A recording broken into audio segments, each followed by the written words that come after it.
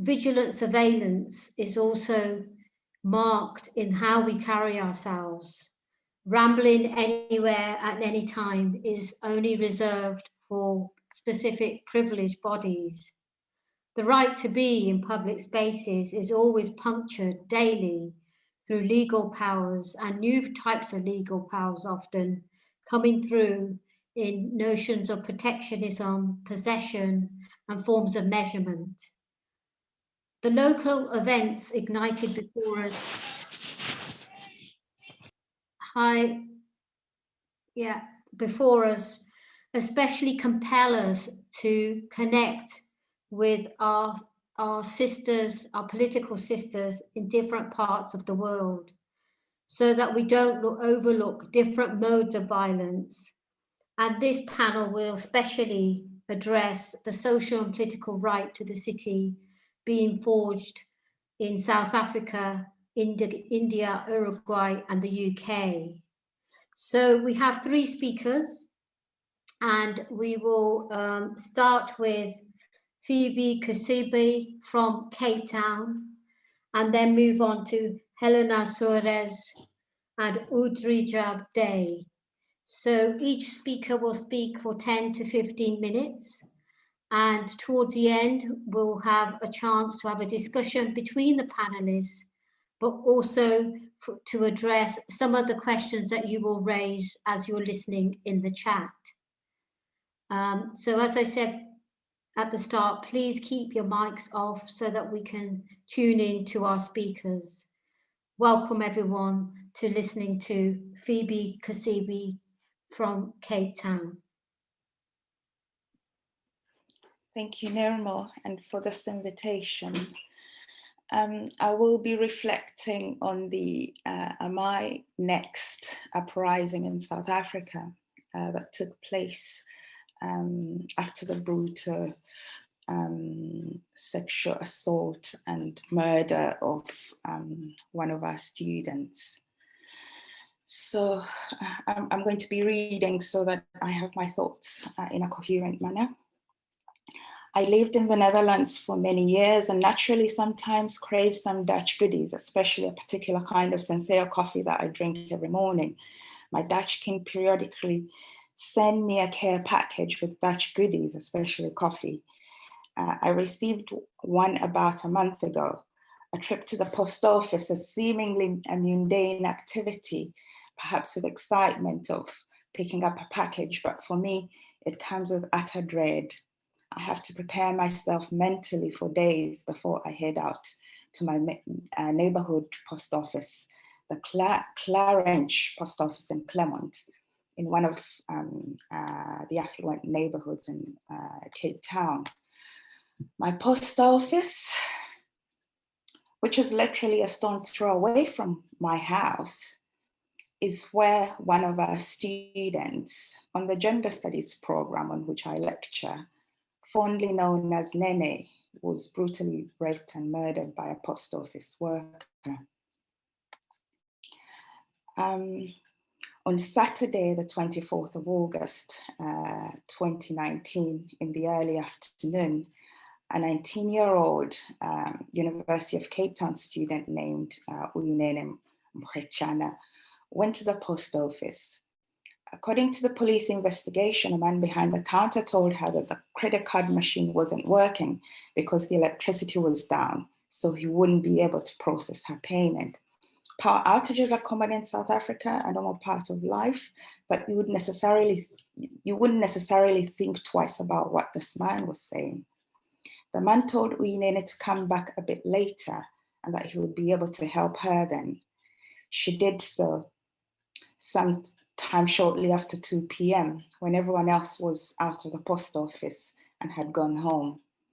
The man working behind the counter confessed to bringing Uyinene inside, locking the door, and brutally sexually assaulting her and murdering her. Prosecutors said they found blood inside the post office and on his shoe when he was arrested.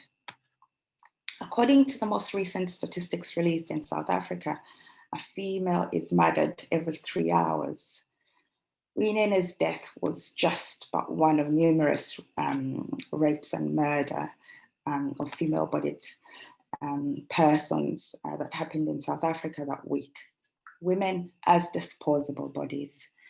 South African Black feminist scholar Pumla Dineo Gola argues in one of her books, Rape as South African Nightmares, and offers an incisive and necessary read that unpacks South Africa's relationship to rape and the shock, disbelief that is characteristic of public responses to rape. Kola painstakingly reminds us that rape is neither exceptional to South Africa, nor is it merely distasteful sex. Rape is an act of sexualized violence that communicates who is disposable and who matters within a given society. Furthermore, rape is an extreme act of aggression which seeks to exert power over a feminized, trans, or genderqueer body. Kola explains that females, trans women, and genderqueer persons live in a society that readily manufactures fear. She calls it the fear factory. In fact, she has a new book coming out in a couple of months under this title. Through the threat of rape and other forms of bodily harm, the fear factory is a key component of rape culture, female identities, and are shaped by the omnipresent fear of rape.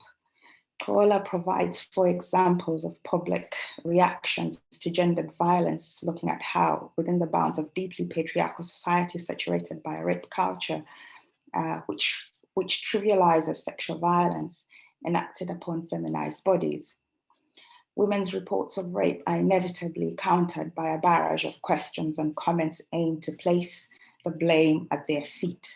Questions such as, why was she alone at night? Or why did she walk home alone at night? Why was she drunk? What was she wearing? And provide the broken formula by which good females, trans women, genderqueer should live ostensibly to avoid placing themselves at risk of and being held accountable for rape. The public sphere does not belong to women, trans women, and genderqueer persons who constantly need to look over their shoulders, even though they're in no position to guarantee their safety.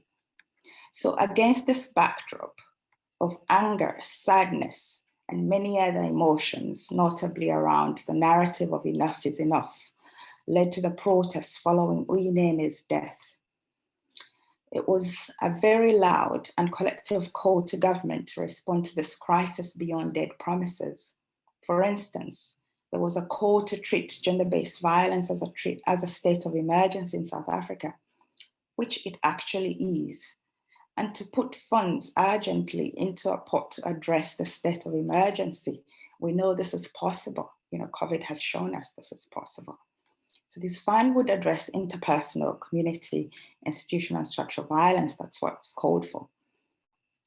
The fact that Uyinene was brutally raped and murdered while doing a seemingly mundane activity that we all do stirred up the "Am I next?" on social media and spilled into placards of protesters for the hashtag Total Shutdown protester to Parliament. In Cape Town, where the Houses of Parliament are located, tens of thousands, it's stated over 20,000, females, males, children, dressed in black, marched to Parliament as part of the Total Shutdown protests, which were countrywide protests against violence against females, shutting down the economy in some form of, in some of the big cities, and prompted the president to speak. The South African president came out and spoke to the protesters outside the House of Parliament in Cape Town, promising harsher sentences against offenders to ensure perpetrators no longer prey with impunity. He also promised that the state would allocate a special court that will only be focusing on the violence against women and children to streamline the process. And the president called for the state to oppose bail on all sexual offences cases for the National Register of Gender-Based Violence Offenders to be reformed and possibly made public. He also said that There will be proper training and equipment for the police, while urging the country to confront any of its values that uphold patriarchy and prevent gender equality. Social media was abuzz for weeks with the hashtag #AmINext after the total shutdown countrywide protests. For instance, highlighting the urgency and need to shift from normalized narratives that normalize passive language of females as victims and towards men as perpetrators. There were numerous strategies of keeping safe, which were shared widely on social media. Restaurants and other public spaces were abuzz on social media as well, offering safe spaces if anyone found themselves unsafe on the street. However, this collective anger fizzled as life returned to normal.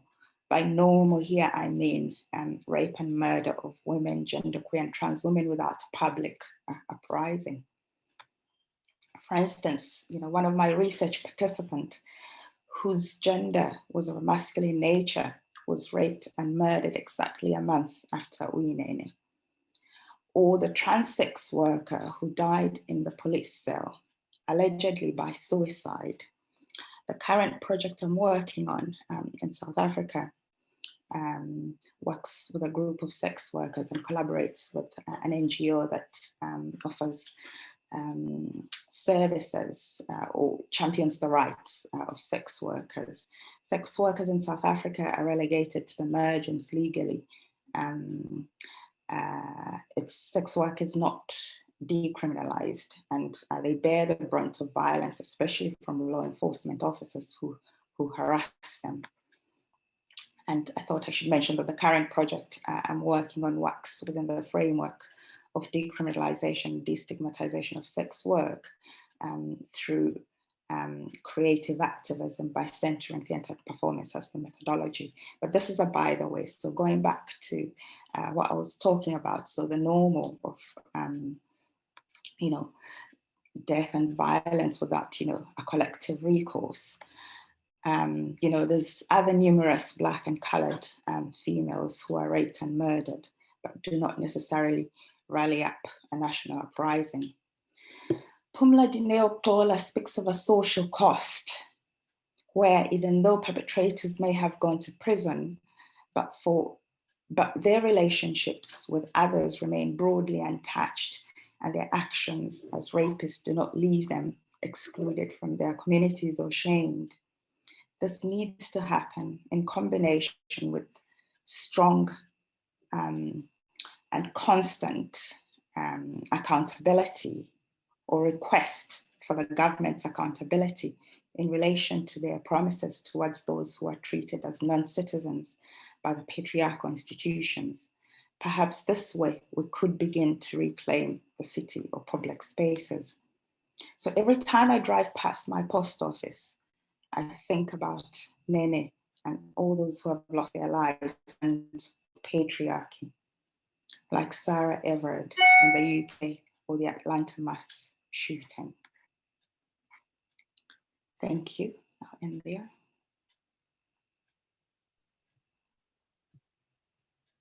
Thank you, Phoebe, for that very moving and informative summary of really quite some mobilization, and as well as inequalities in and when mobilization happens.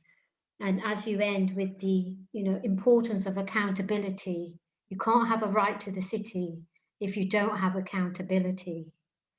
And everyone, please do put your questions in the chat, and then Phoebe will be able to come to those towards the end of our talks.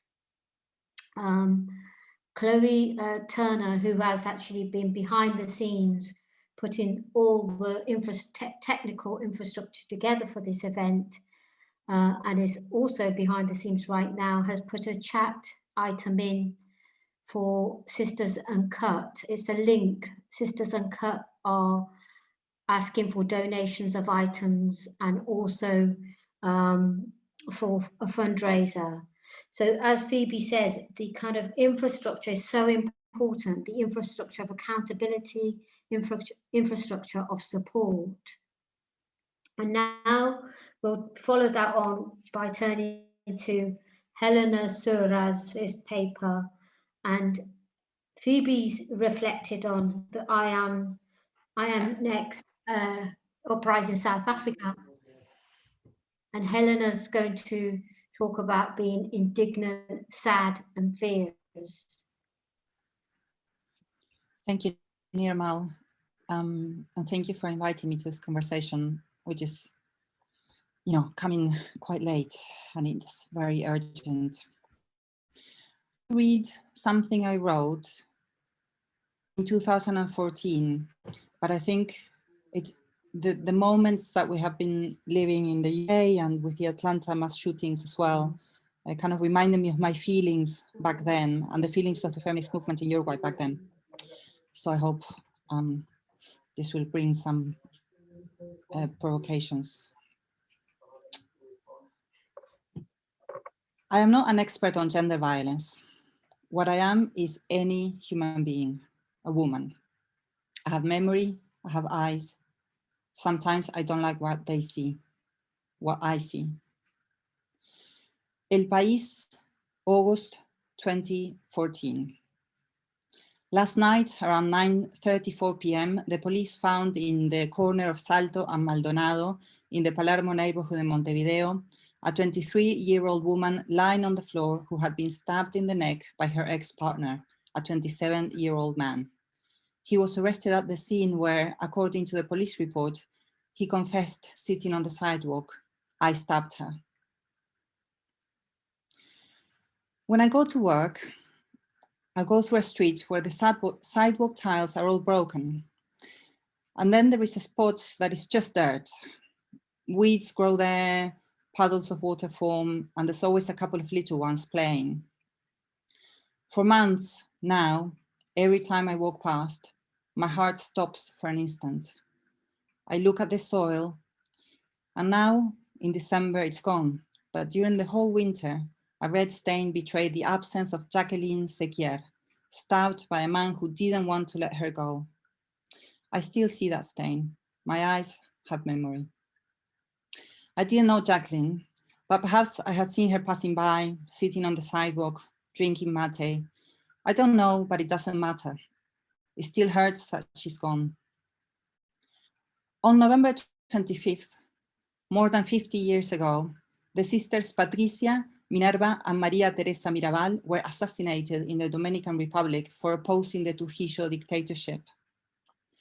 In 1981, at the first Latin American and Caribbean feminist encounter, it was decided to mark November the 25th as the International Day of Non-Violence Against Women, remembering the murder of the Mirabal sisters, Las Mariposas.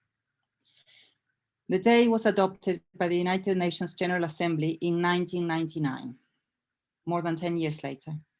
And since then, the month of November has been designated in many countries of the world as a time when we remember about violence against women. In Uruguay, every November 25th, the collective Mujeres de Negro called for a mass march in repudiation of violence. This year, the motto is Women Without Fear. Surveys indicate that the violence that Uruguayan women have experienced occurs more frequently among those who have or have had a partner, married, cohabiting, separated, divorced, or widowed, 45.4%. So remember, this is 2014 I'm talking about. The figure is now 47%. It's increased. Emotional and psychological violence constitute the most repeated aggressions, and they occur at least once throughout the relationship, translated into insults, threats, humiliation, intimidation, and other psychological or emotional offenses. It follows economic violence, physical violence, and sexual violence. These are figures from the Gender Equality Observatory of Latin America and the Caribbean from November 2014. According to this commission, at least 27 Uruguayan women were murdered in 2013 due to gender violence. This we call feminicide. Plainly, they were killed for being women. They died because the system promotes that there are those who feel that they have the right to own and decide on the bodies and the lives of women. And also because as a society, we don't do enough so that they don't get killed. Our voices aren't heard. The latest data indicate that almost half of Uruguayan women who are or have been in a relationship have experienced some type of violence. Days and nights of mistreatment and abuse, insults, forced sex, jealousy, visits to the police station that wear the women out, the contempt of the neighborhood. If you don't like it, why don't you leave? There is progress, but much remains to be done to ensure that women in violent situations are supported, protected, and empowered. And gender violence does not refer just to the domestic sphere. It is a daily experience of too many women. It is violence that they say things to you on the street. It is violence that he refuses to wear a condom. It is violence that you earn less than a man for the same work. It is violence that a nurse tells you, stop fussing, you really liked it when you were doing it. It's violence that your partner hides his income from you. It's violence that private photos or videos are shared online. It's violence that he doesn't accept your no. It's violence that the media representations of women are overwhelmingly stereotyped, objectifying, humiliating. It's violence, double, triple, quadruple violence, when the media don't give visibility to women in spaces of power, but they do increase their circulation over the bodies of murdered women. In November, newspapers report the figures of gender violence. In November, they remember, but they quickly forget. Afterwards, the reports of murders of women are salacious, malicious, eyes bulging, licking their lips. There is blood, prostitution, lovers, fluids, drugs, crazy nights. The articles are disgusting, and the comments underneath too. These are the opinions of people like us, in public view on social media. She must have done something. See how women are these days, so loose. Blaming the victims, reproducing the violence, reinforcing the stereotypes. November 1989. Flor de Lis Rodriguez was 32 years old when her husband and the father of her 3 children murdered her with 2 stab wounds straight to the heart. It was Sunday, November the 12th, 1989, at the Tristan Narvaja street market. More than 25 years ago, the system failed Flor de Lis. Her husband had threatened her for a long, long time, but she had left. She had approached women's groups, she was getting on. She had already made several complaints at the women's police station, but in the end, they didn't know how or wanted to protect her.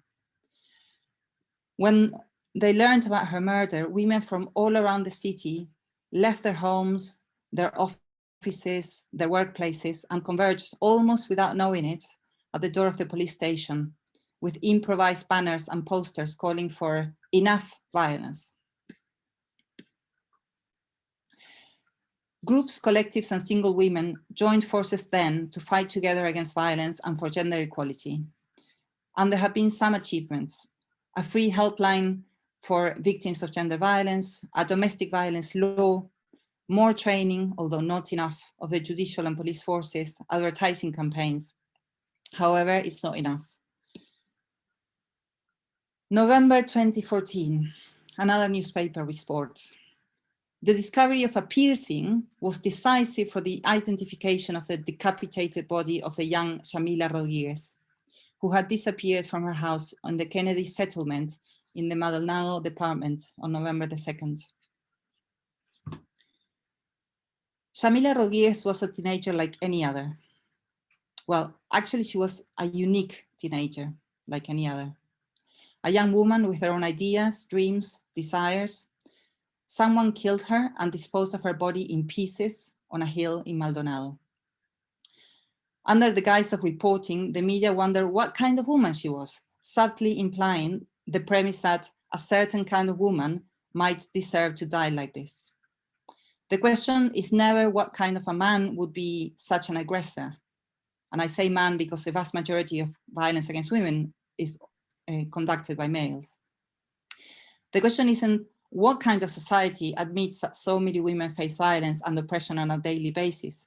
The question is never what kind of message is given when publishing the news of a murder together with an ad showing a half-naked woman, a body object available to consume. No, the question is always, what was she doing? November 2014, the first 2 days of the first encounter of feminists in Uruguay. I was there myself, and all the women attending the event, we had Shamila in mind. She was then still missing, and the body had appeared, but it wasn't identified. We didn't know it was her. We had so much sadness, so much rage, so much desire to do, to stir, to shake, to change everything. We had spent 2 days discussing feminist agendas, ideas, plans. Women from all over the country had come together to debate, to exchange, to learn, to articulate. That year was tidal. In June that year, we had held the first academic and activist conference in Uruguay on feminism. Before then, we had had a series of women meetings across the countries organized by civil society organizations. This was a very fermental moment. When the meeting ended, the first feminist encounter in Uruguay, all of us left the meeting, 400 women who were there, and we went to Montevideo's main square with our own makeshift posters and banners calling for an end to violence. We went to say enough is enough. And we are still saying it.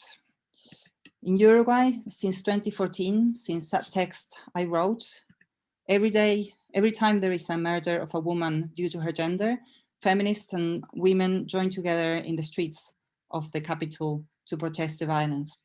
Since 2014, when I wrote that text, we now have an integral law to tackle gender violence against women. We also have typified feminicide in the law. So we now have more legal instruments. However, the figures are increasing. So as I said, it was 45% in 2014. After a survey of the whole population, 45% of women in partnerships had suffered violence, and now it's 47%. And we know the pandemic is increasing those figures.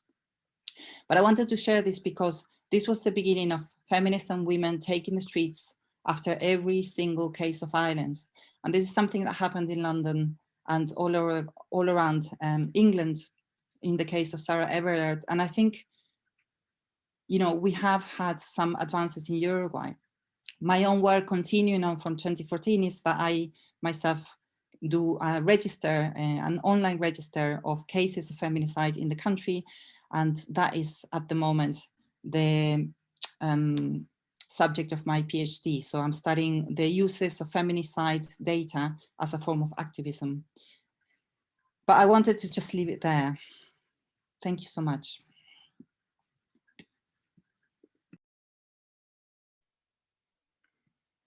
Thank you, Helena. Yes, as you say, every year there's remembrance and the figures are still going up. There's forgetting alongside remembrance. And the mobilization is there in the public realm. And you're also digitally mapping this. So these are practices that we can build on and learn from each other. I think each of these interventions by Helena and Phoebe, we almost need a break, kind of a silence in between to take it in. But thank you so much for sharing it.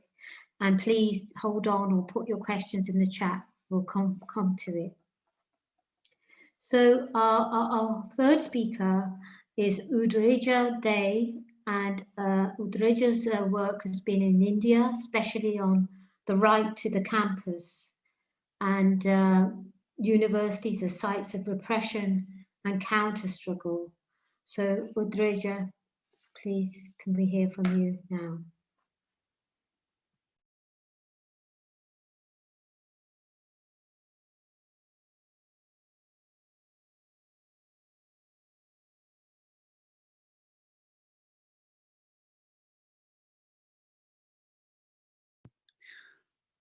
Hi, can you just, I think you're on mute. Oh, and can you hear me now? Yeah, that's perfect. Okay, perfect. Thanks, Alana, for pointing it out. Hello, everyone, and revolutionary greetings to all my sisters, comrades, and allies who are present here. I just wanted to start my talk by actually showing solidarity with everyone who has been protesting the crime and policing bill of 2021.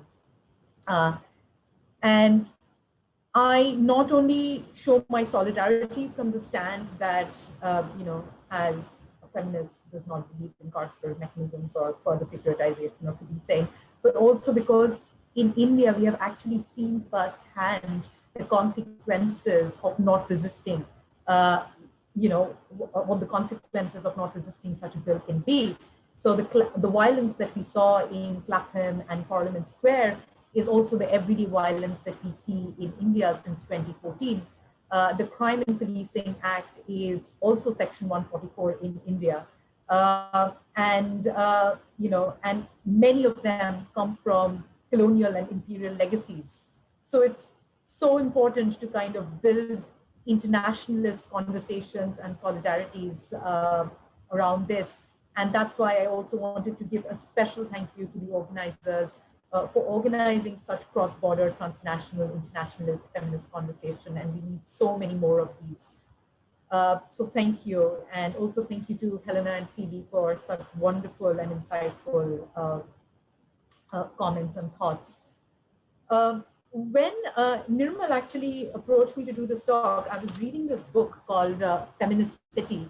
And as soon as I read the invitation, I was reminded of a quote from the book. So I actually thought I would share and start by reading that quote out. It's by feminist geographer Jane Dark, who says that any settlement is an inscription in the space of the social relation in the society that built it. Our cities are patriarchy written in stone, brick, glass, and concrete.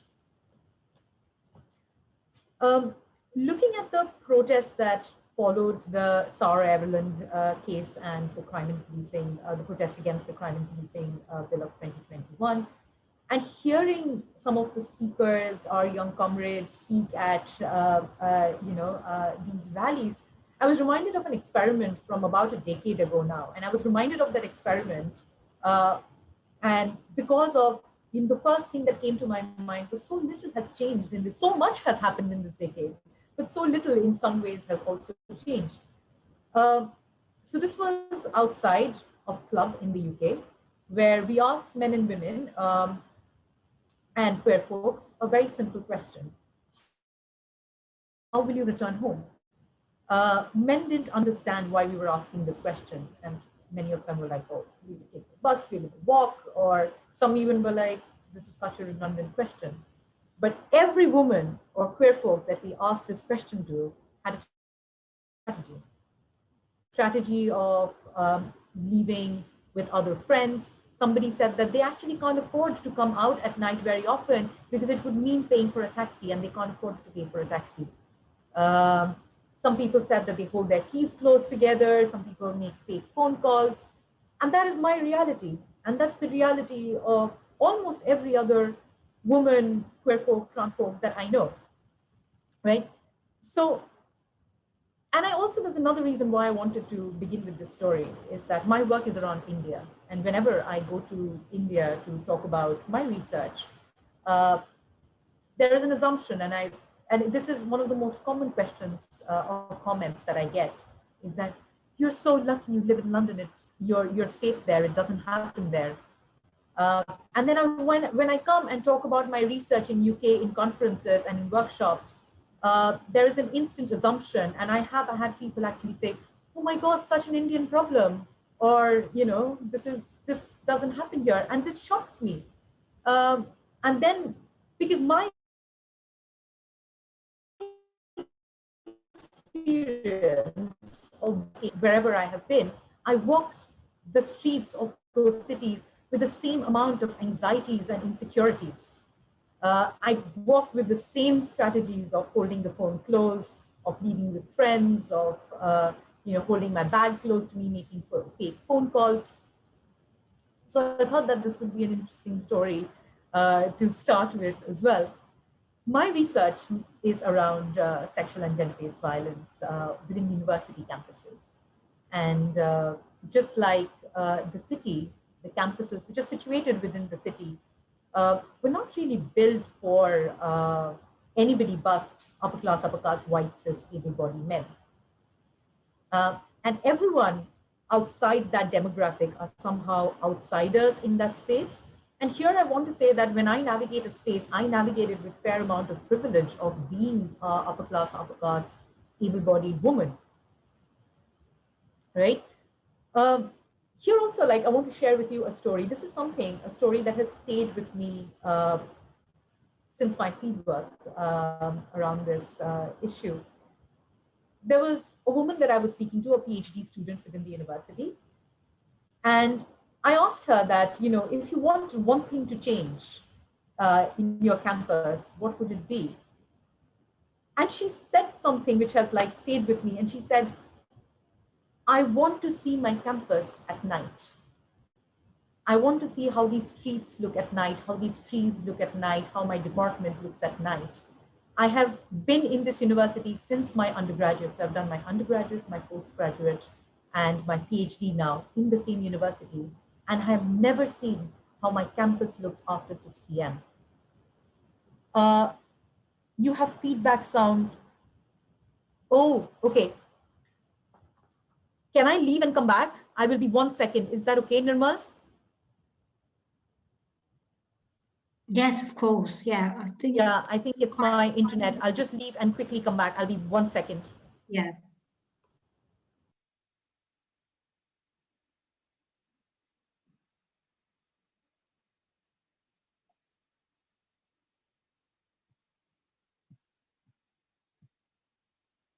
Hello, everyone. I think we probably need a few minutes break to take in all the stories of violence and fear that are being shared with us, and the relentless fear.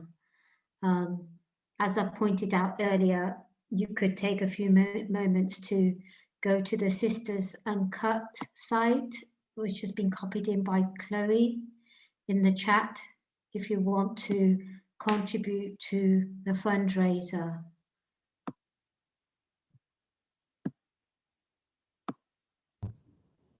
I'm so sorry, everyone. Is it better now? It comes and goes, so I don't know. That's okay. Yeah, that's good. Okay, so I will try and be very, very close to the mic and see if that's any better. I'm really sorry. I have horrible internet. It's very patchy. So please again tell me if it's not okay, and I'll try and join from another device. But should I continue? Is that okay, Nirmal? Yes, please. Yes. Okay. So I was sharing with you this story about somebody I interviewed. And why that story struck me was that, this person has spent about 7 or 8 years in the campus, but this campus really doesn't belong to her, does it? And it made me think about how infrastructure in itself is gendered. Infrastructure itself kind of stops us, because every day, she said she needs to return by 6 p.m. And she needs to go back to her hostel because there's a curfew, that all women need to come back to protect them. They have to return home, return to their halls of residences, and maintain curfew. So she is from a small village outside of the city, which means that if he misses curfew, she won't be able to go back home. She would have nowhere else to go to. So she finishes class at 5, and for the last 7 years of her life, like many others on campus, she returns to her halls of residences. And she has never seen how the campus looks at night. But it also means that she has no access to facilities like the library, which operates till about 10 p.m. at night. So which means that women don't have access to basic educational infrastructure because of curfew times and securitization. There are also, in many cases, basic things like lack of lighting, lack of toilets, lack of ramps, are things which kind of prohibit certain sections or certain populations of the demographic from actually accessing education. And it's kind of then becomes important for us to think about like gendered infrastructure in this context. But also where there is, like Helena and Phoebe pointed out, that where there is repression, there's also challenges to that. So to fight against this security narrative and to reclaim public spaces, in 2015, a group of women students, alumni from colleges across New Delhi came together to form an autonomous women's collective called Pinjarator. They demanded that the excuse of safety and security could no longer be used to silence women's rights to mobility and freedom. So in one of their first protests to reclaim the night, students marched across the University of Delhi campus at night. They rattled the locks of their halls of residences. They banged on doors. They shouted slogans. There were drums beating. There was singing. They were reciting poetry. And some were even breaking out into impromptu dances. So it was also a jubilation. It was a jubilant movement. It was a celebration. And one of the tactics that activists of Pinjarator have used to challenge this narrative is holding public hearings, which are called Jansanwais.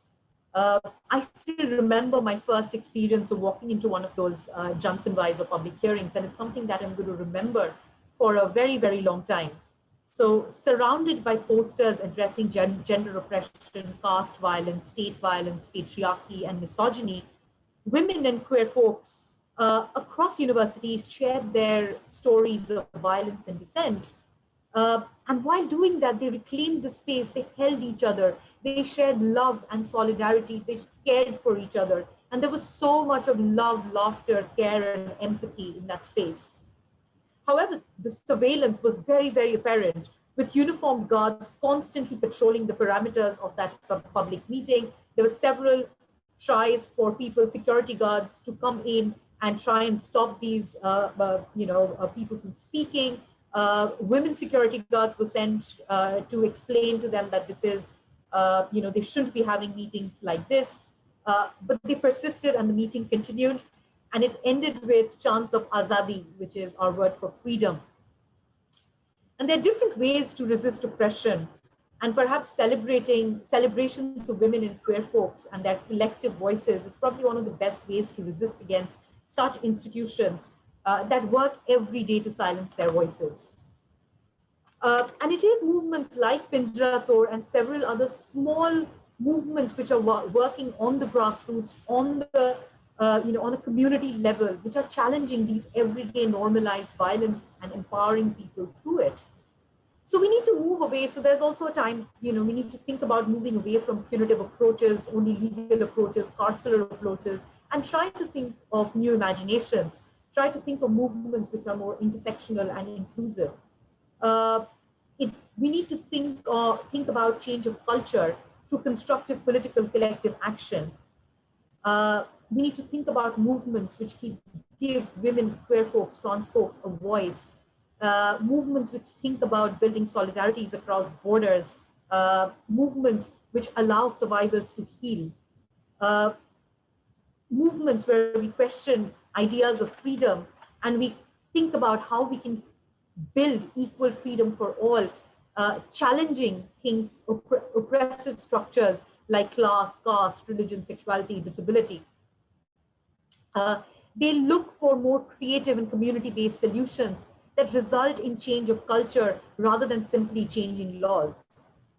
And while many of these smaller movements which are emerging from the ground, they're not without their shortcomings.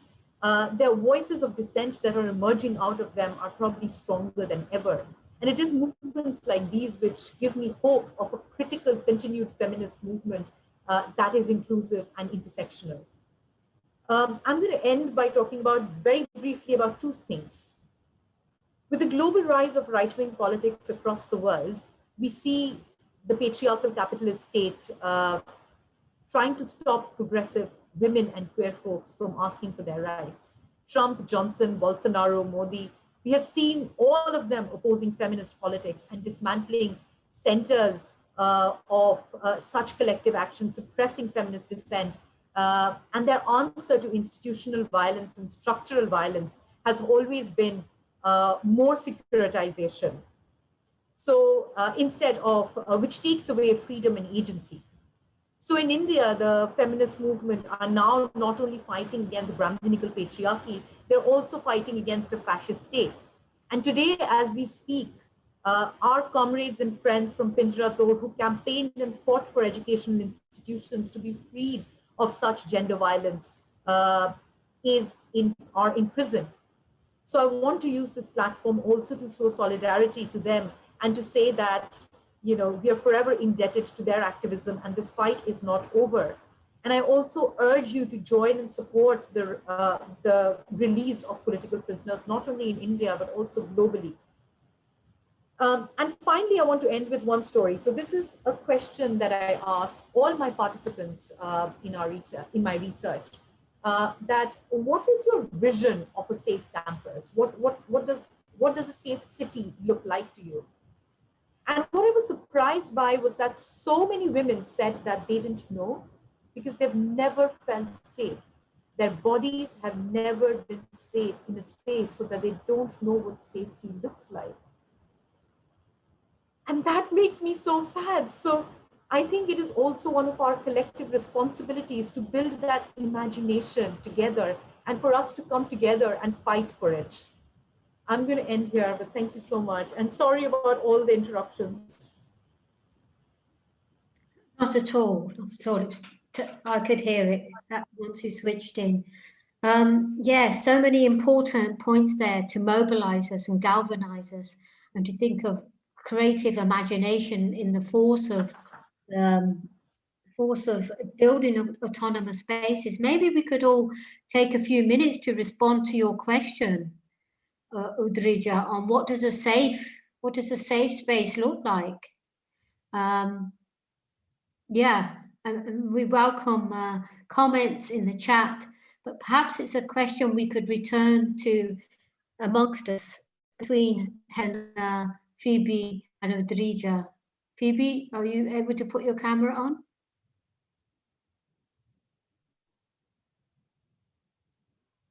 No, I think she's had some issues with her connection as well. I'm here. Back. Thank you, Phoebe. Yes, so this issue of what does a safe space look like, whether it's on campus or wherever you're walking, what does it look like? It's hard to address, isn't it? It's so hard to address. I think it's an amazing insight, isn't it? That female and feminized bodies just don't know what safety looks like. But we have hints. So for example, I've never felt safer than in a city taken over by the feminist mobilizations of March the 8th or November the 25th. So for example, after 2014 in South America, in Latin America, you would have seen the Ni Una Menos marches that happened in June. So they started in 2015. And the first one in Uruguay reached about 300,000 people. And you have to take into account that the whole population of Uruguay is 3.5 million. So that is a lot of people out on the streets protesting. And those spaces feel very safe. For the Pride marches in Montevideo as well, they feel like what it should be, these inclusive spaces where we can, really express ourselves. There was a mass protest this March, even despite the COVID restrictions. Of course, it was very criticized for going ahead, but it was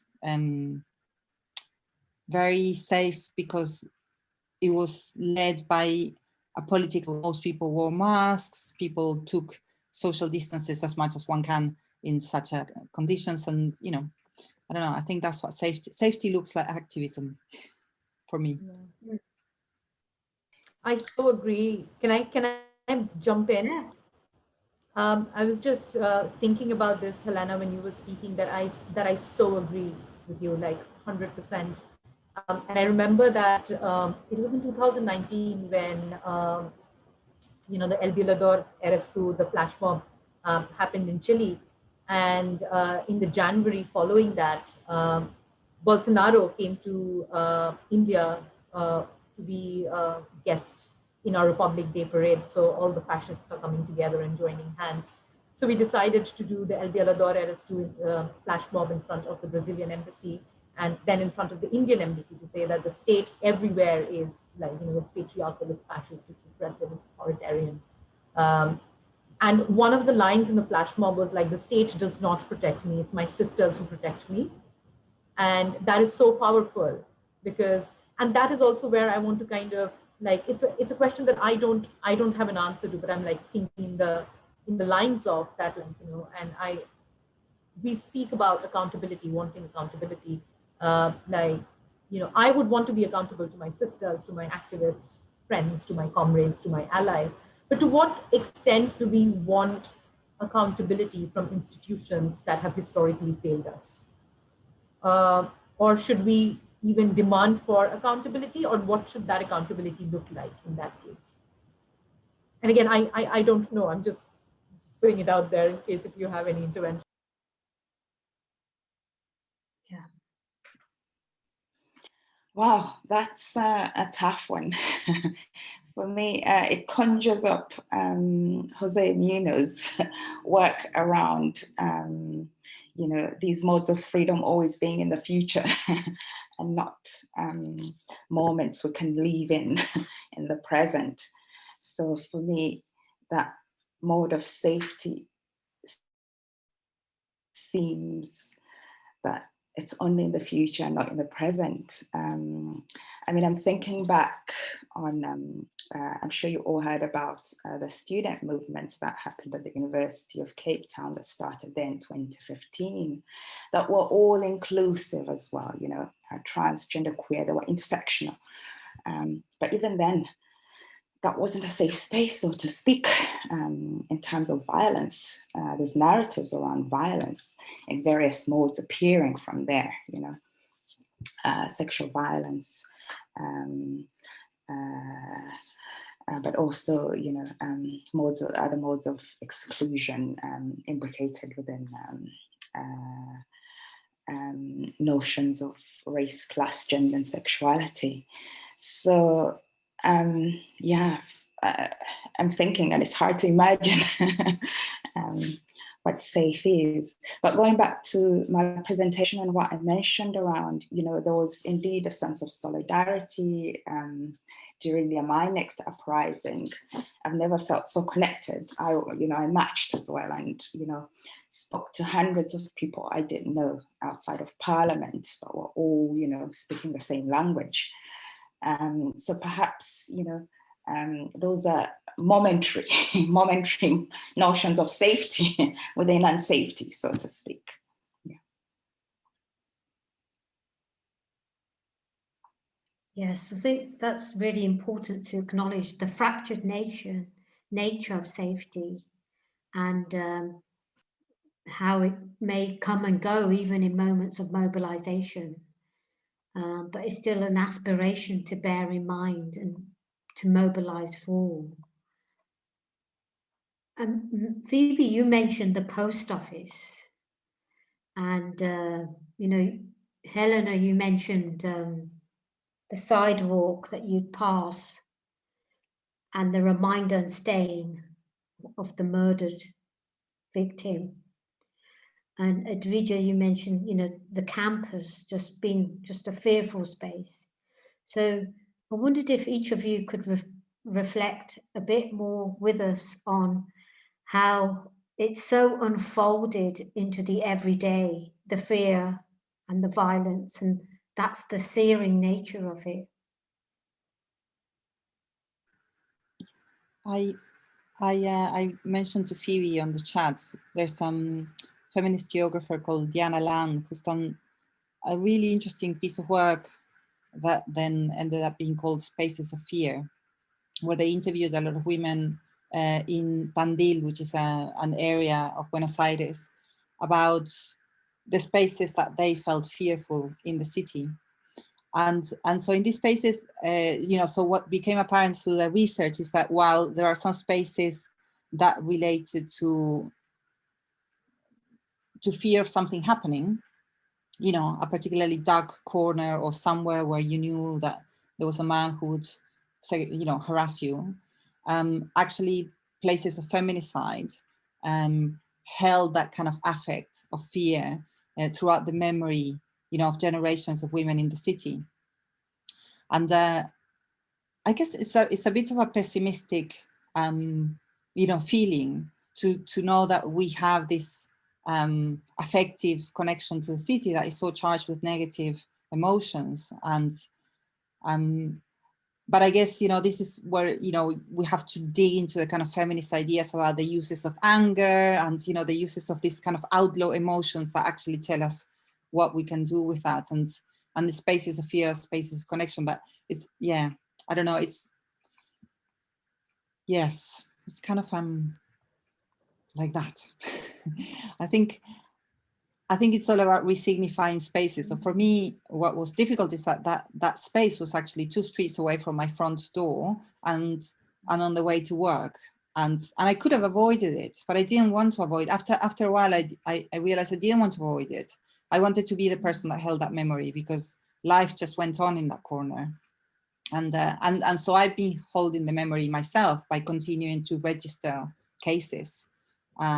So, you know, that first record for me, which was a very embodied, you know, it's almost like it recorded me, you know, it became part of my embodied experience, so I couldn't avoid it. And then I continued to do it in a more ordered way. So perhaps that's something that worked for me, is to create my own safety through a form of activism where I can contribute. Yeah.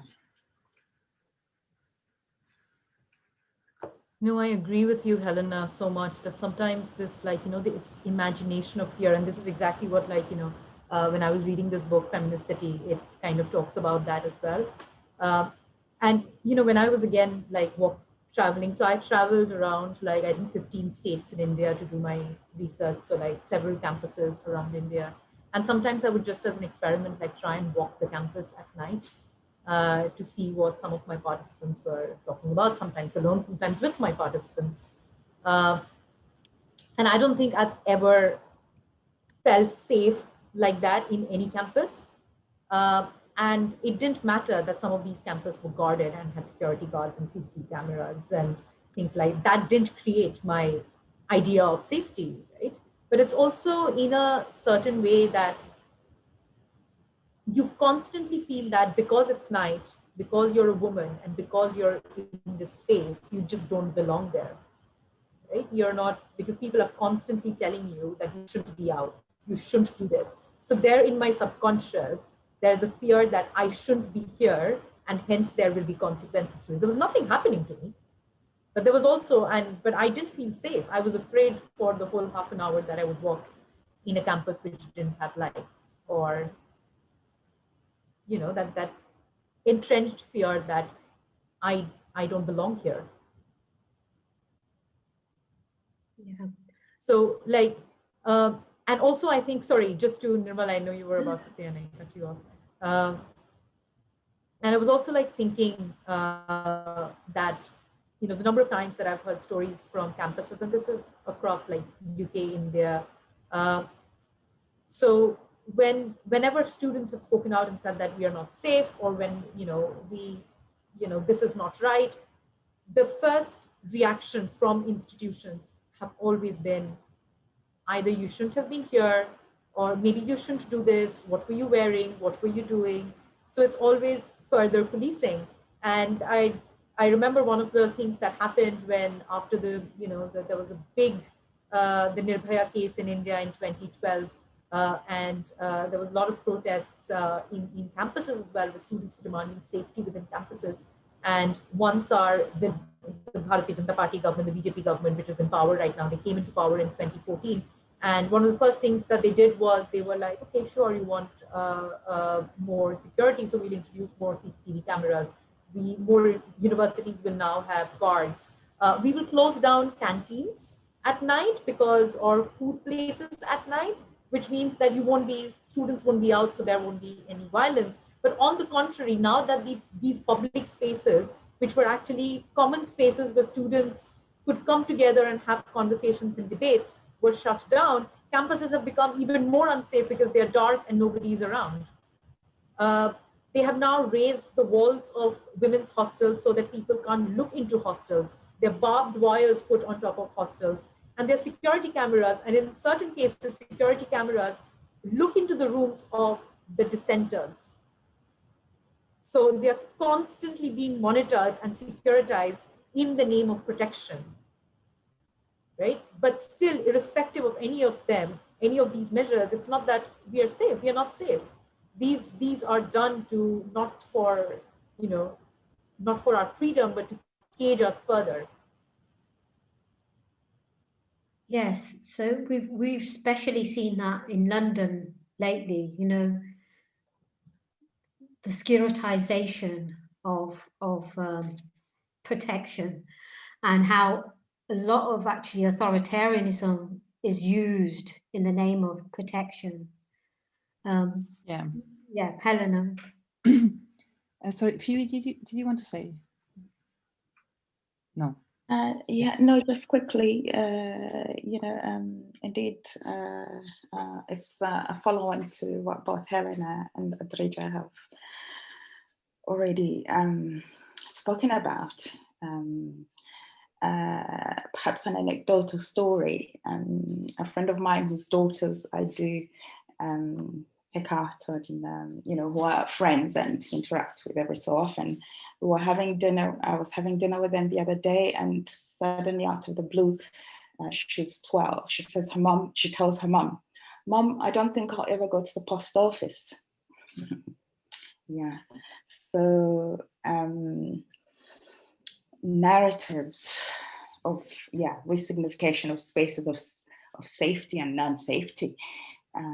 Now the post office has become one of those.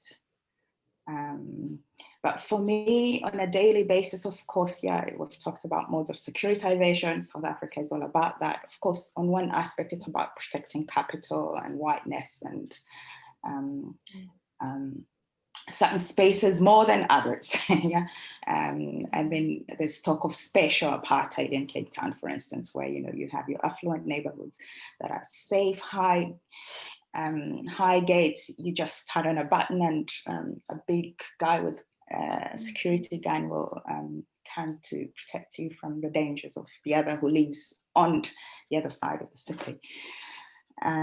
So there's major inequalities in relation to modes of, or they play within modes of inequality, securitization. But on a personal note, indeed, that factory fear that Pumla talks about, that Helena mentioned, an Argentinian scholar talks about as well, is always there. And it's through strategies you engage with in ensuring your safety as well. When you go out in an Uber, you send your Uber link to somebody. Here, there's always, when you go out and have drinks or dinner, the narrative is, let me know when you get home. And indeed, when you get home, you send a message. If somebody doesn't send you a message in half an hour, if they've gotten home or not, you call to find out if they're okay, So that's relentless and constant. Yeah. I wanted to pick up on a conversation that's happening on the chat, and there's kind of like different strands coming along, and I think there's so after this mass protest in 2015, 2016, and 2016, at the end of 2016, two sets of parliamentarians, women parliamentarians, presented two different laws for the bills for the consideration of parliament in Uruguay, and one of them was a law that proposed to put femicide in the penal code, essentially making it an aggravating circumstance to homicide, resulting in increased penalties. And then the other law was a more holistic law whose title is because it also both of them became law. The title is a law to guarantee women a life free of gender-related violence. It's a very kind of ambitious title. But what was interesting about these two different laws is that they exemplify two completely different approaches to the problem. One is punish. increase the penalties, increase incarceration times, and that will solve the problem. And the other law talked about discuss violence at several different levels, discuss symbolic violence, media violence, psychological violence, economic violence, physical violence, etc. So all the kind of realms of gender-related violence. And it also included, mentions to transgender people, and was much more inclusive. In Uruguay, there is also laws protecting the rights of trans people. But I think it's really interesting. It's one of I can't remember the name of somebody in the chat that wrote, safety is all of our responsibilities, and this is really important, I think, because any measures that have to do with, as Audrey was saying, caging us, putting more lights, more CCTV, curfews, etc., or who increase punishments, don't really help with the actual base problem.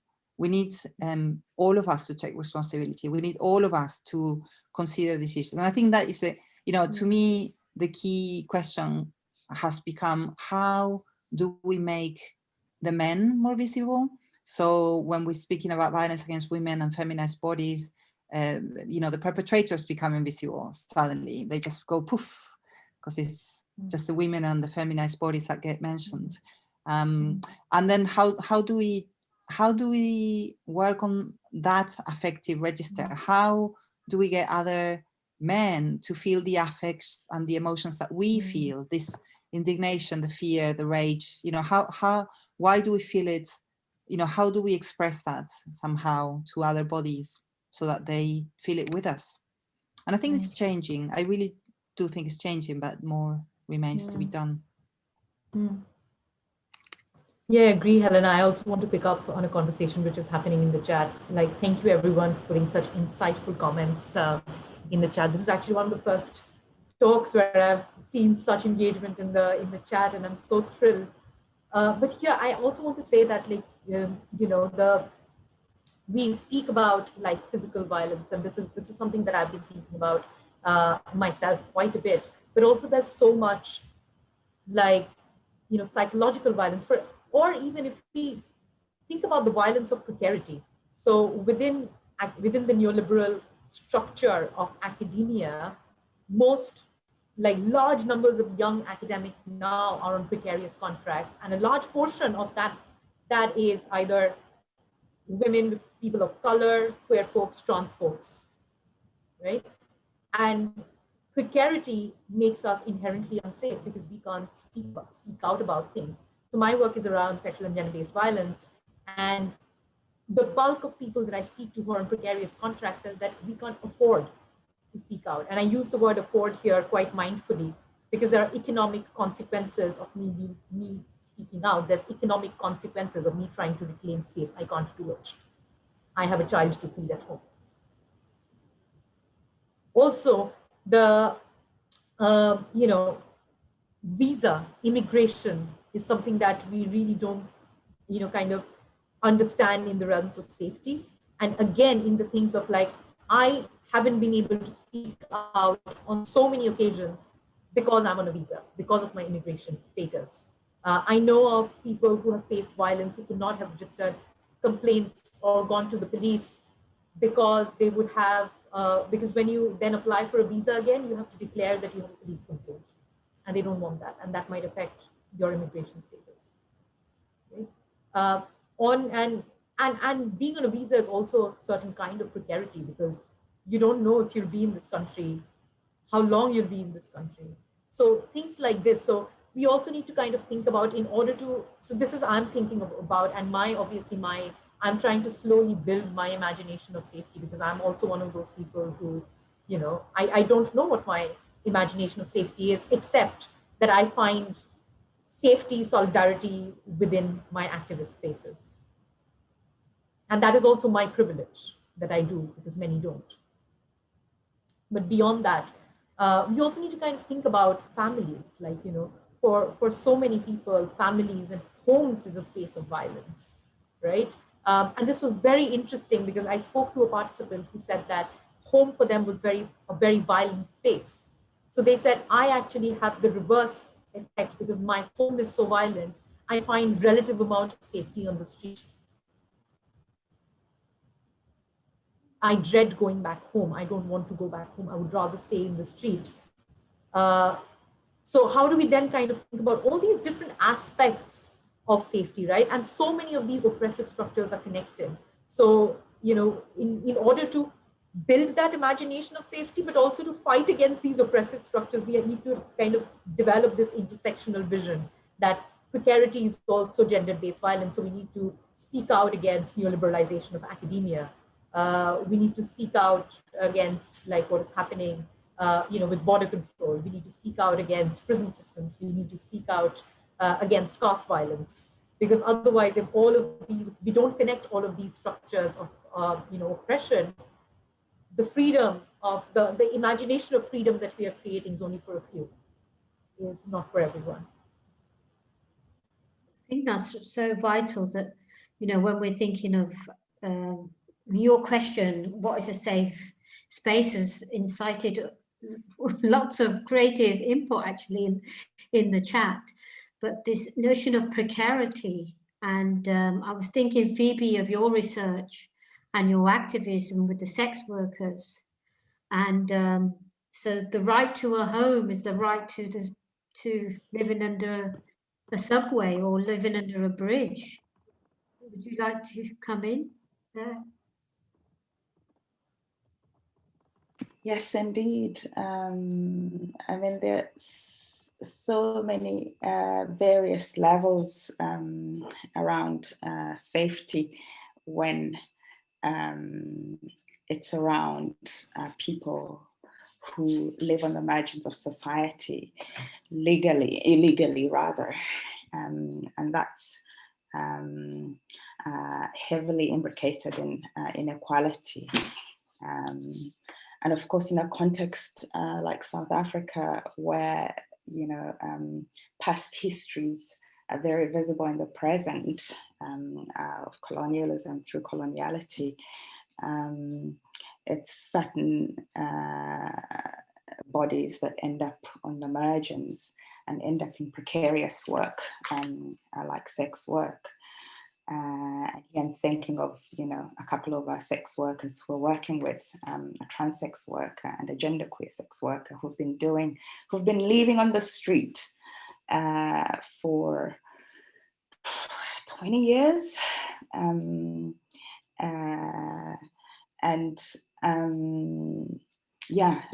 Their notions of safety is around, or feeling safe is around, indeed, you know, am I able to sleep tonight and not be wet?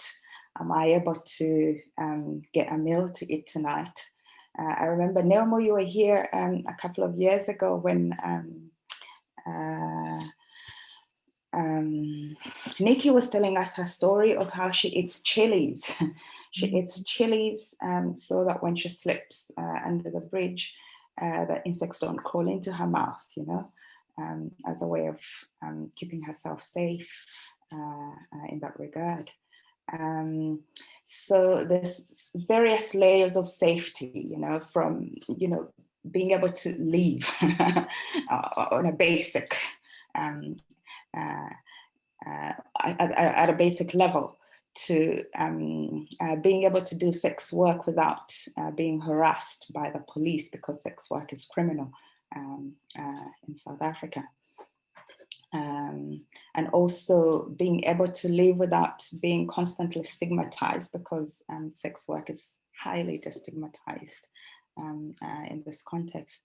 So various narratives or levels of getting into that, but yeah, the basic one being having a roof over your head, how that's not a possibility, even with the kinds of interventions we do, because they're imbricated within a neoliberal agenda that gives very little, as in, because indeed the core would like to have a room, a house paid for, but the NGO, you know, or funds disbanded by NGOs don't address that. They address, you know, other things, you know, services around access to the law, which I'm not negating by any means, but I'm saying perhaps, you know, it should go beyond that. Yeah, I mean, thank you there. Audrija, you mentioned, the importance of joy and mobilization and the creativity of the imagination, which, all of the movements that you've brought to us have these vivid scenes. And yeah, with Phoebe's project, it's very creative. And it's a form of mobilizing, but at the same time, it's deeply depressing as well. So it's how those two elements work together. Because, academics are always into like creative methods and other modes of telling and engaging. But the basic inequalities remain. I mean, before we open out to everyone on the panel on that, Phoebe, I don't know if you want to have a bit of time to think about that or come in now. Yes, indeed, it's really complex and complicated that way. I mean, yeah, there's elements of solidarity huge around mobilizing. When the NGO we work with has been doing that for a long time. So the group of sex workers we do work with, and the modes of creative activism we work with are heavily embedded in that. And so there's a sense, a sense of family, that has been built over the last 2 or so years that we've been working together and telling their own narratives through their own words, through theatre and performance, which is the methodology we deploy as a mode of creative activism, which is absolutely powerful. And the fact that the methodologies that my colleague Sarah Matchett at the Center for Theatre, Dance and Performance Studies work with are heavily deal with the self, or heavily embodied, that it offers a form of what we're calling embodied social justice, because it unbuilds those narratives around trauma that sex workers, have lived on the streets and bear the brunt of violence experience, and have no access to this form of well-being elsewhere. So the mode of methodology we engage with does that, but also, of course, it conjures up. It's a hard process going through that in working through trauma to get to a point of healing. And of course, there's a lot of emotional labor that goes with this, that for me, sometimes it manifests psychosomatically. I'm unable to sleep, for days or weeks on end. So, I mean, after hearing some of the horrendous stories some of the sex workers have experienced, it's just horrid. But working through that to get to a point of well-being, but of course with the grand inequalities remaining. Yeah, I mean that notion of the embodied social justice is what's present in the forms of mobilization that you all mentioned. In those iconic moments and the ways in which people turn to the streets, women turn to the streets, or label women. So would you like to come in on that, Audrija and Helena? Sure, actually, both these aspects are so important to, first of all, to find creative ways of engaging. And it's not only to engage people, but it's also for, at the end of the day, for our own well-being as well, as practitioners within the field. So I have a small example of one of the most powerful moments of my activism here was when we did a guerrilla testimonial theater, which was 4 different testimonials from women within university campuses across the world. And we would just pop up in the middle of campuses where people were and kind of do that testimonial piece, is to kind of make people realize that this is basically happening around you, and it's everywhere. And then we actually got such strong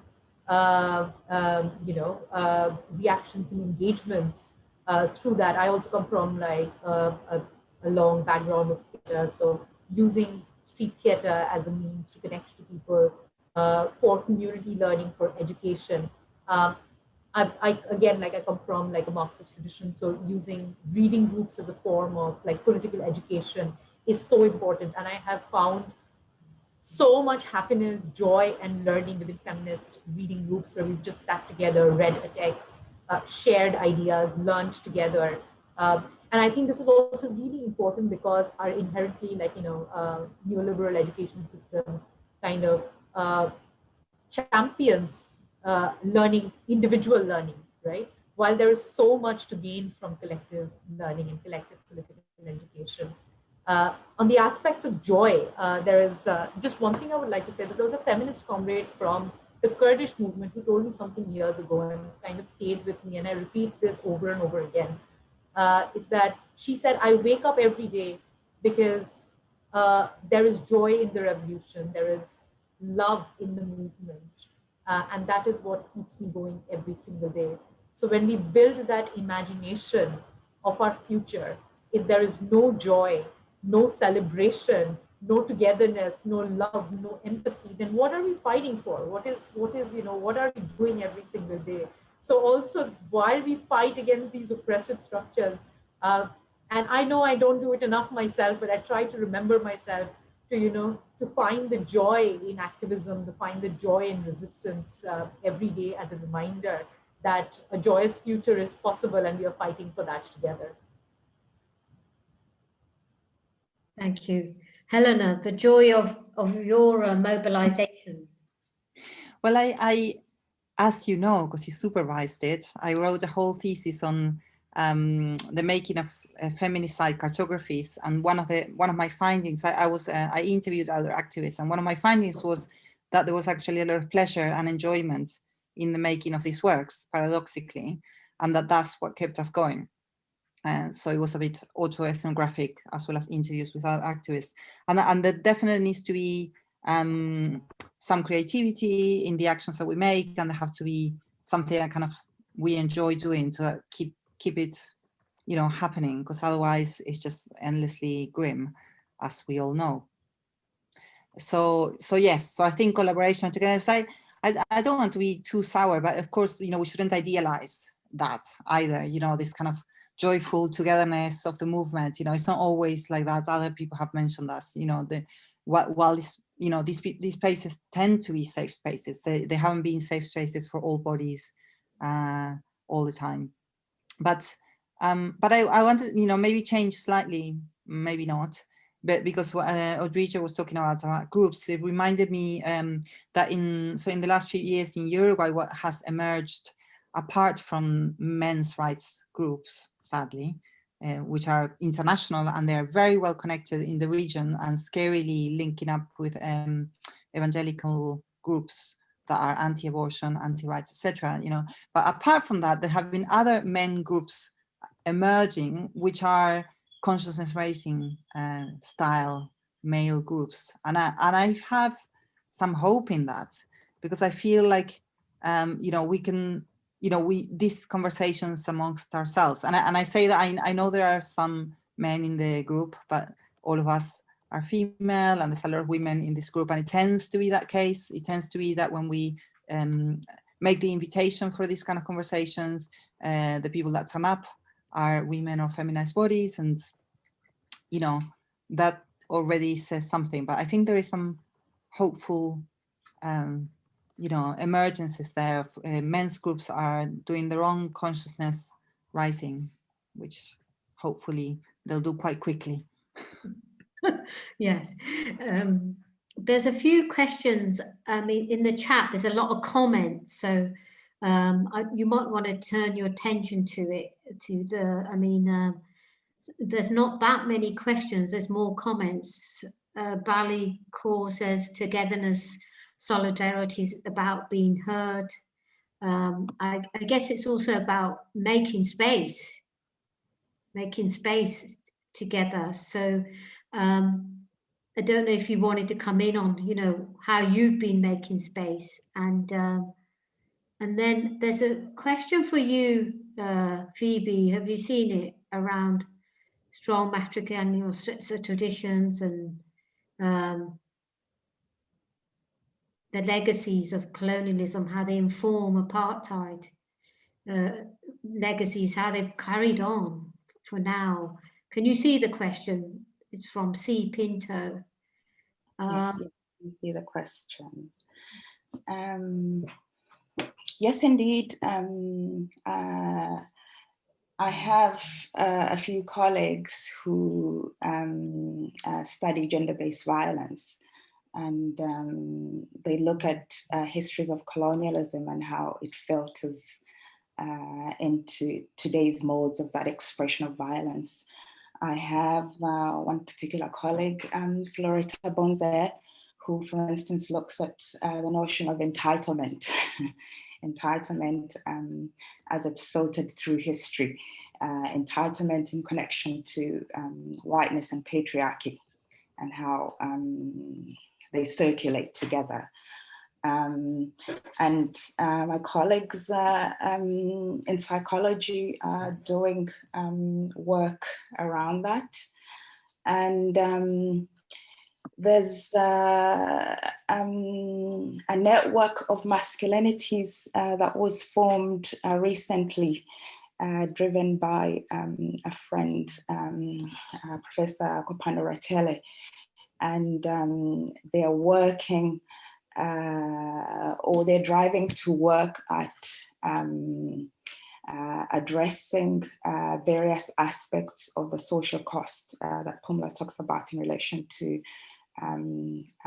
gender-based violence, but that the work is not only a band-aid, so to speak, because the current interventions are a band-aid, and they only look at certain aspects of intervention or fixating the woman without looking at how men and histories of colonialism and others filter into violence, so unseating or disrupting that. Looking right from the socialization when you're quite young all the way to adulthood. So working towards incorporating this in schools in the future, for instance, that's what they're driving towards, but also community work around that in relation to socialization of masculinities at home in the house. And indeed, of course, that taps into notions of matriarchy. Indeed, they're strong, but suppressed on various aspects by patriarchy. And that's why we have high levels of gender-based violence in that regard. But certainly an area that could be channeled into interventions. Thank you, Phoebe. There's a couple of questions. One question related to welfare. How can you have a right to the city when, you know, welfare provision and welfare rights are not there for women in equal measure as individuals? I don't know if anyone wants to pick up on that. I think we need more feminist, what you call them in English? Mayors. You know, we have the example of the mayor of Barcelona, is doing some really interesting work. We have more feminist women in the mayor's office in Montevideo, like really taking a look at the right to the city, the right to, you know, sorry, my brain's gone to Spanish now. Now I'm gonna really slow down. So the right to housing, the work with homelessness, with a gender perspective. So I think, that's why, if you remember in my writing, I was talking about how there is a violence in the media not showcasing women in power, because that's important that we see more female, but mostly feminist role models in power. And that those voices be raised and recognized around. That's, I mean, I don't know, there's a whole debate in Latin America, and I'm sure it's the same where you guys are, about the kind of institutionalized activism versus, non-institutionalized activism and the kind of tension between, you know, going into power and becoming part of the patriarchal state, and how much you can actually do from within and from without, you know. And so I'm sure those conversations are happening there. I'm very much a let's get in on all fronts, but I understand that this, you know, these are difficult positions for some bodies to occupy, and for some they never get there, of course. Yeah, I mean, there's one question or comment that I don't know. I mean, this sort of kind of could be seen to play into the audit culture of academia and wider. That should we have league tables for universities in terms of, you know, I don't know, harassment and also dealing with harassment? What do you think of that? Or do you think it could fall into this, you know, Athena Swan kind of performativity? Yeah. Can I jump in on that? Yeah. And I was really thinking that, like, you know, that is, yeah, the performative, there's an example of that. So in India, there, I think I can't remember the name of the ranking. So there is something where you like to, if you want your college to become like autonomous, there are certain things you have to do. And one of them was like, you have to have a functioning sexual harassment committee. And I've heard stories where like universities, just to put that tick, would have a sexual harassment committee for a week when there is the inspection, and then they would get rid of it, right? We have seen in various other contexts within UK and US that, like, you know, especially in the US, where people have said that, like, you have to declare cases of harassment, and then they have said, oh, we have, I know of institutions that I've been a part of, and they said, oh, we have zero, and they have advertised that, saying that we have 0 cases of sexual harassment, that means it doesn't exist here. When we have done reviews inside institutions, we have found cases in double digits within those institutions. So and that is my own completely personal view of working in the sector, is that if we kind of use league tables, another form of like neoliberal measures for this, the neoliberal institutions know very, very well how to play that game, and it will only lead to more violence being, being silenced in certain ways. Yeah. Does anyone else want to come in on that one? It's been answered pretty effectively. Yeah, I agree. I think I was thinking that everything that Audrey just said, and that it should be more like modeling, you know, because once again, league tables and things like that just go into the punitive approach. You know, if you're not on the league table, you know, as well as being able to circumvent it, it doesn't really model good behavior. It's just, you know, doesn't really do anything, I think. No, basically it doesn't address structure elements if it's just a tick box, and then it reinforces other modes of violence, like Andrea just said. So yeah, but unfortunately, those have been the modes of intervention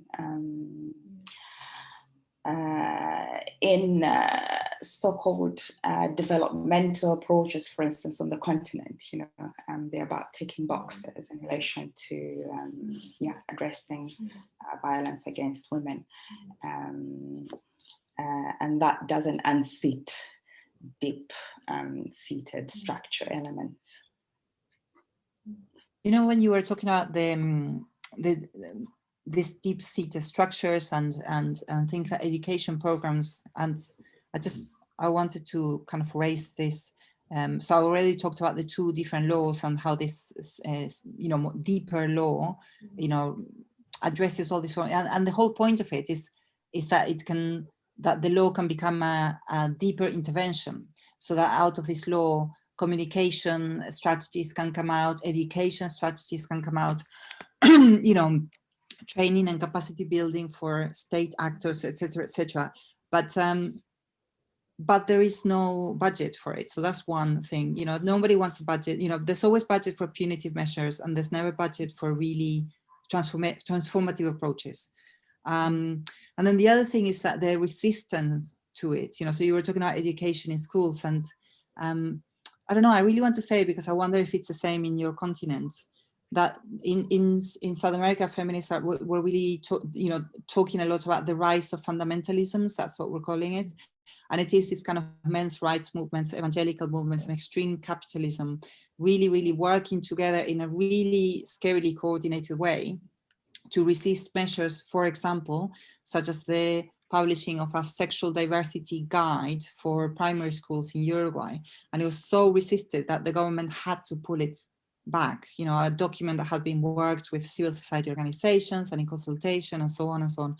And they have slogans like don't touch my kids, and my kids are mine, and I can, educate them how I want, etc. It's quite a worrying trend in a continent that you probably know is, it's very Catholic as well. So it already has that kind of very conservative backbone. Yeah, I don't know if it's Helena, similar. I completely agree with what you're saying. Like, we see very, very similar things happening in India, from hyper-capitalism, a fascist Brahminical Hindu government, along with the rise of Brahminical Hindu patriarchal groups who see, certain bodies to play certain roles in societies. And it's very, very dangerous, because not that there is no backlash against that. Of course, there are people out on the streets who are resisting this, but it also means that people who resist this are being put into prison. They're being charged with unnecessary cases every single day. So there is tremendous levels of repression as well, which is worrying at this stage. So there are active conversations happening within the feminist community, that how do we actually carry on with these conversations in the face of such repression, when there is the threat of being arrested, put in prison is so real. Yeah. The last question there, Maria, about campus life and who has the responsibility. I was thinking, Phoebe, of, you started your talk with the student and the murder in the post office. I wondered if you want to come in and respond, who should be responsible. We often defer to the students to mobilize, but perhaps you could take us through what happened with the mobilization then in that instance, with staff, students, other authorities, other organizations. Well, on a micro level, at the university level, so perhaps a point to note is August is called the Women's Month in South Africa, because in the 1950s, about 20,000 women marched to Parliament protesting against the Dom passes, which were like a passport that allowed women of color or people of color to traverse from one area to another that was created by special apartheid. So apartheid instigated special apartheid, where white folks lived in one area and people of color elsewhere. And to move across, you needed this Dom pass, which was like a passport. So about 20,000 women in the 1950s on the 8th of August moved to Parliament to protest. So it's really a momentous month to remember and celebrate that moment. And so there's a lot of gender-based violence mobilizing and talk, especially in that month, because it's supposedly Women's Month. And of course,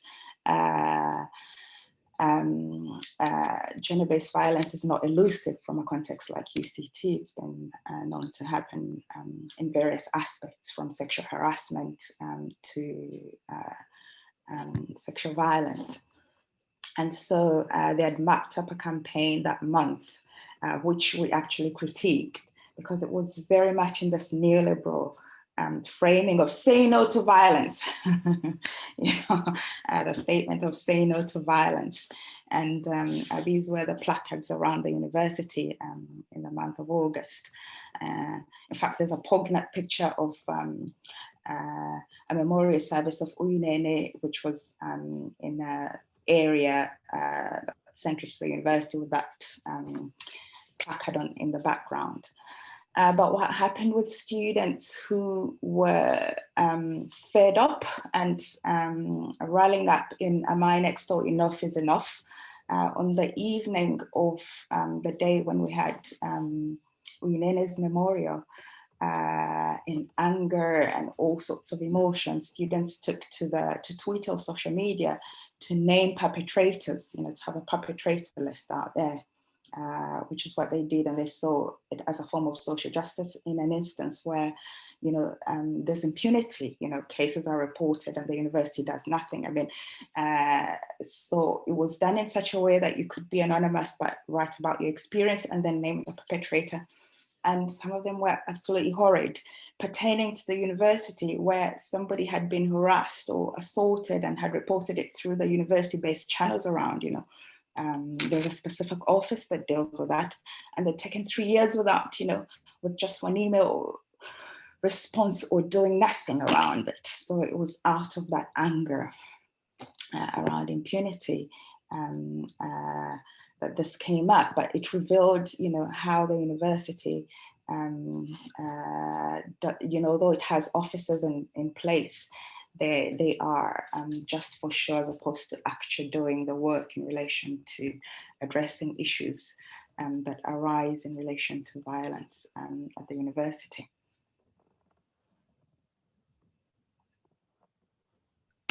Thanks, Phoebe.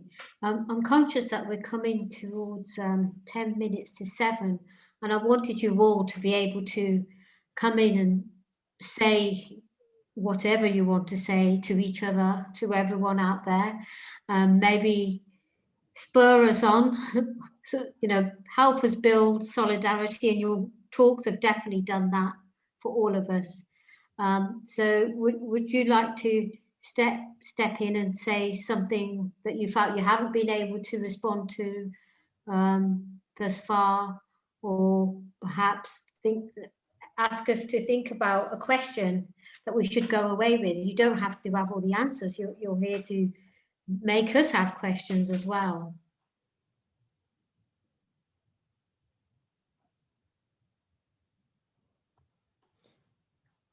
I don't know. I was just thinking about, what Phoebe was talking about, and I was also thinking that, we need to understand universities also as places where so many hierarchies are inherently present. There's so much power dynamics between these different stakeholders, and very often certain bodies are completely invisibilized, and we forget. And one of them are workers within our university spaces. So very often when we talk about gendered violence within universities, we forget, the academic staff have policies, and we think about policies for students, but we never think about our workers, and they are, our workers are the people who come in at 4 in the morning, when it's still dark outside, and many of them are migrant women of color. They are the ones who stay till very late in the night to clean up after we leave. So how do we think about, when we think about our concepts of safety, it's very important to kind of think about all these different narratives as well. Bodies which are so easily invisibilized from our everyday, and they are very consciously invisibilized by neoliberal institutions. So that is something that, just something for us to think about. But also maybe, just 2 things that we should definitely carry on with this conversation and think of ways that we can continue to carry on this conversation in some form, and involve more people who are working on ground, because I would love to know what more is happening in Latin America, or what is happening in Cape Town in South Africa. It would be, and there's so many lessons to be learned in terms of feminist practices. But also, this is a question that I am struggling with myself, is that, very often when we have these conversations, they're already with a group of people with a certain amount of feminist consciousness, who have a certain politics, and hence they are here to join the conversation. But in the times that we live in, when we have on one side the aggressive capitalist neoliberal state, fascist governments, men's rights groups. We need to push this conversation as wide as we can. So what strategies can we have to expand these conversations beyond our groups, beyond our circles? And if you have any strategies, and if you can start a conversation on kind of exchanging notes, if something that you have done and has worked, I would love to learn from you.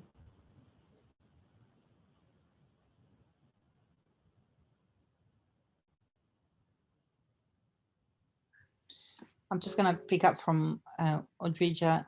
I think one of the main things is to gain visibility, or to continue gaining visibility, because of what you were saying about, to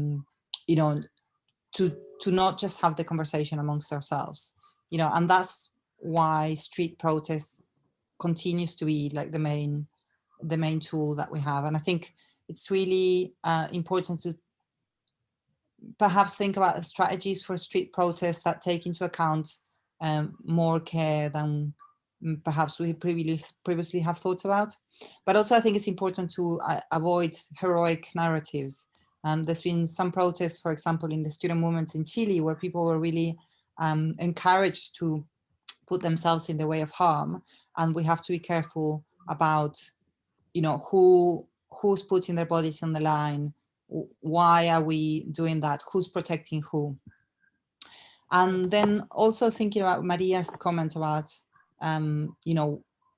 how the asks are made of safety on campuses, and also safety in the cities and other spaces, that the answers are not just in the authorities, well, and I think that's often what ends up happening.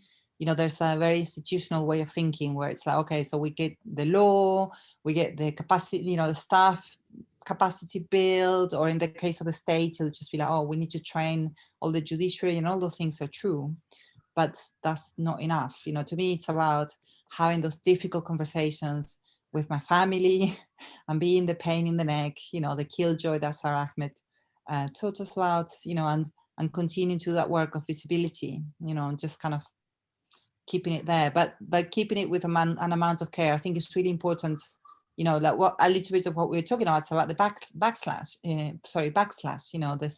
that's what it is, years and years of progress for women's rights and transgender rights and LGBT plus rights. There is a backlash, it's quite strong, but we must, be the wave that goes against, but how to do that without putting more bodies on the line. I think it's a question that I would leave there. Indeed, I echo and concur with both Helena and Adrija. Transnational collaborations of coalitions should be tapped into more, and such conversations and dialogues are definitely important. For me, perhaps what I walk away with thinking through, because that really got me thinking, the question posed earlier at the beginning, at the end of, after we presented, at the end of Adrija's presentation, is how can we, what is safety like? How can we imagine safety? So perhaps, that keeps that organizing going, with this imagination of what safety is for us against patriarchy, against whiteness, against capitalism, against, all these notions that keep certain bodies out.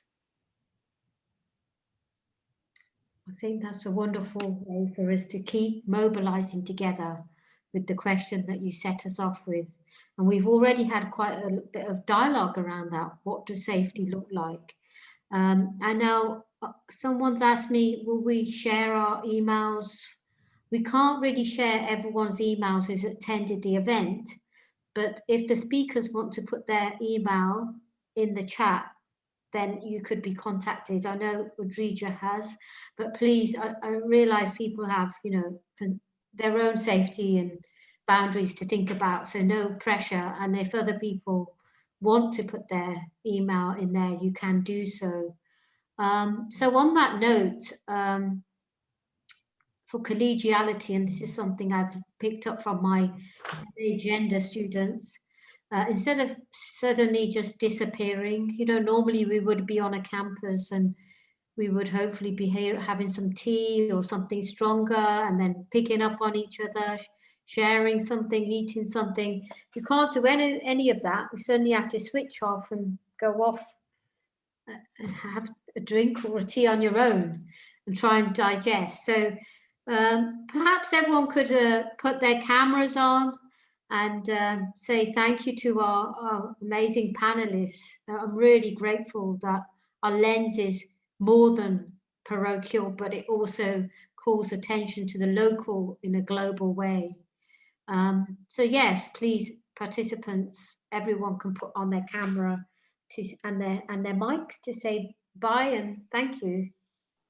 Thank you. Thank you. Thank you so much. Thank you so much. Bye-bye. Thank you. Thank you. Thank you. Thank you. That was very Bye. interesting. Thank you. Bye. Thank you so much. Thank you. Bye. Thank you, Nirmal. Thank you. Lovely to have you discussing with us. And it was lovely. Yes, it was lovely being on the panel with you, Helena. And that's really nice. And thank you, Chloe, for Thank organizing. you all. It was amazing. Yes. Yes, I'm going to continue reading about your works. Yeah.